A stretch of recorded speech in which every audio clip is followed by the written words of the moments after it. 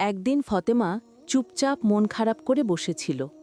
সেদিন তার এক প্রতিবেশীর জানাজা শেষে কবরস্থান থেকে ফিরে এসেছে। কবরস্থানে ফতেমা দেখেছে একজন মানুষকে মাটির নিচে শুইয়ে রেখে সবাই ধীরে ধীরে চলে যাচ্ছে।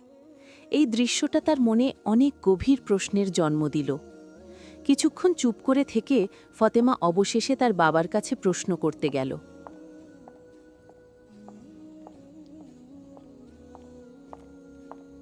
আব্বু, মানুষ তো একদিন মরে যায়, তখন তো আর কিছু সঙ্গে নেয় না। কিন্তু এমন কোনো কাজ কি আছে যেগুলোর ফল মানুষ মরার পরেও পেতে থাকে? হ্যাঁ মা, আছে। এমন কিছু কাজ আছে যেগুলো করলে মানুষ মারা যাওয়ার পরেও সওয়াব পেতে থাকে। এগুলোকে বলা হয় সাদকায়ে জারিয়া।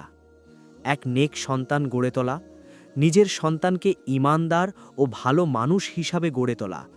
তুমি মারা যাওয়ার পরেও সে যদি তোমার জন্য দোয়া করে, সেই দোয়ার সওয়াব তোমার আমলনামায় যোগ হতে থাকবে। ২. উপকারী জ্ঞান দান করা। এমন জ্ঞান শেখানো যা মানুষকে সঠিক পথে চলতে সাহায্য করে। যতদিন মানুষ সেই জ্ঞান অনুযায়ী আমল করবে, ততদিন তোমার সওয়াব চলতেই থাকবে। ৩. মসজিদ নির্মাণ বা দান করা। একটি মসজিদে দান করা কিংবা নির্মাণে সাহায্য করা। যতদিন সেখানে মানুষ নামাজ পড়বে, প্রতিটি নামাজের সওয়াব তোমার কাছেও পৌঁছাবে। ৪. কোরআন বা ইসলামিক বই বিতরণ করা।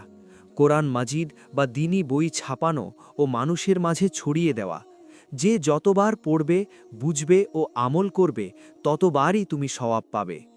৫. গাছ লাগানো বা পানির ব্যবস্থা করা। একটি গাছ রোপণ করা কিংবা মানুষের জন্য পানির ব্যবস্থা করে দেওয়া। মানুষ, পাখি বা প্রাণী যেই উপকার পাক না কেন, তার সওয়াব তোমার জন্য লেখা হবে। ৬. সাদকায়ে জারিয়া। এমন দান বা কাজ করে যাওয়া যার উপকার দীর্ঘদিন থাকে। এই আমলগুলোই কিয়ামত পর্যন্ত তোমার জন্য নেকি বয়ে আনবে। মা, মৃত্যু শেষ নয়। বুদ্ধিমান সেই যে এমন কাজ করে যায় যার সওয়াব কবরে গিয়েও থেমে না যায়।